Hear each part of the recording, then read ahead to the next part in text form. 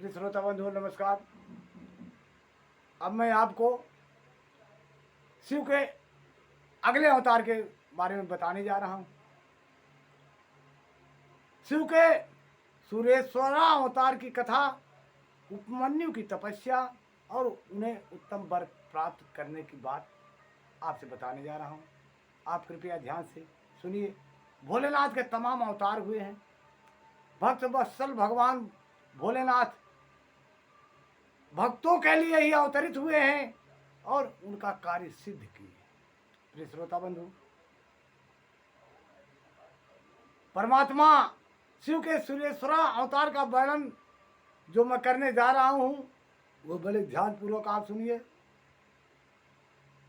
जिन्होंने धौम्य के बड़े भाई उपमन्यु का हित साधन किया था। उपमन्यु व्याघ्रपाद मुनि के पुत्र थे। उन्होंने पूर्व जन्म में ही सिद्धियां प्राप्त कर ली थी और वर्तमान में मुनि कुमार के रूप में प्रकट हुए थे, यानी जन्म लिए थे।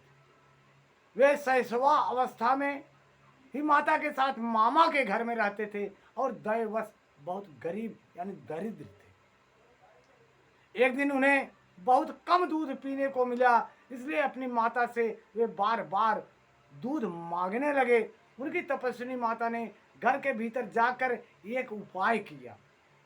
क्योंकि मामा के लड़के दूध पीते थे, उन्हें दूध भरपूर मिलता नहीं था, बच्चे थे, इसलिए दूध की जिद किए। तो मैया ने अंदर जाकर के घर में देखा कुछ बीज पड़े थे जिससे दूध का रूप लेता है। वह जाकर के उच्छमृत से लाए हुए कुछ बीजों को सिल पर पीसा और पानी से घोल करके कृत्रिम दूध तैयार किया। फिर बेटे को पुचकार करके वह उसे पीने को दे दिया। माँ के दिए हुए उस नकली दूध को पीकर बालक उपमन्यु बोले, यह दूध तो नहीं है मैया। इतना कहकर वे फिर रोने लगे।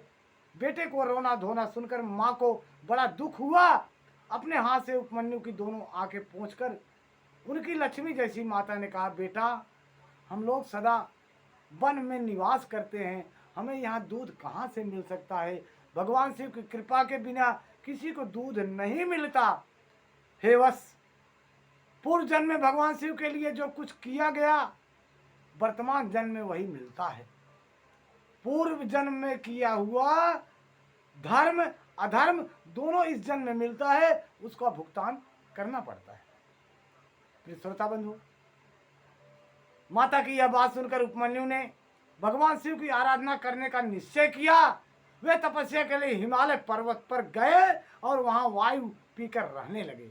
सोचिए, बालक होकर भी जिद किया। जिस प्रकार ध्रुव ने प्रतिज्ञा करके 5 ही वर्ष में भगवान नारायण को प्राप्त कर लिया था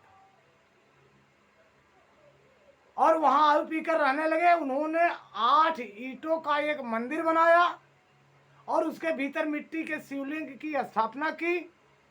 उसमें माता पार्वती सहित शिव का आवाहन किया। तत्पश्चात जंगल के पत्र पुष्प आदि ले आकर के भक्ति भाव से पंचाक्षर मंत्र के उच्चारण पूर्व सांब शिव की पूजा करने लगे, यानी नमः शिवाय की पूजा करने लगे। माता पार्वती और शिव का ध्यान करके उनकी पूजा करने के पश्चात वे पंचाक्षर मंत्र का जप करते रहे। इस तरह दीर्घ काल तक उनकी बड़ी भारी तपस्या पूर्ण होती रही। प्रिय श्रोता बंधु, बालक उपमन्यु की तपस्या से चराचर प्राणियों सहित त्रिभुवन संतप्त हो गया और देवताओं को प्रार्थना से उपमन्यु भक्ति भाव की परीक्षा लेने के लिए भगवान शंकर उनके समीप गए। प्रिय श्रोता बंधु,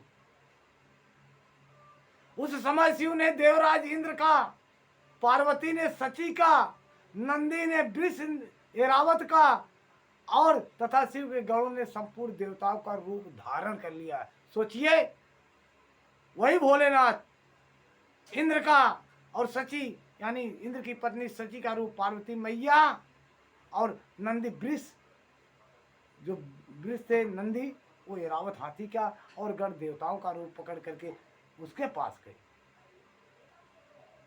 प्रिय श्रोता बंधु, रूपधारी शिव ने बालक उपमन्यु को वर मांगने के लिए कहा।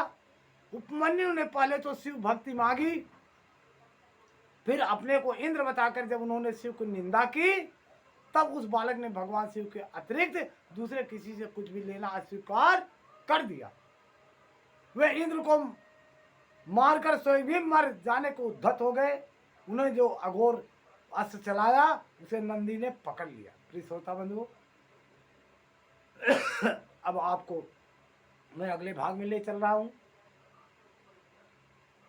तब तक के लिए हमें आज्ञा दीजिए। नमः शिवाय, नमस्कार, जय श्री गुरु।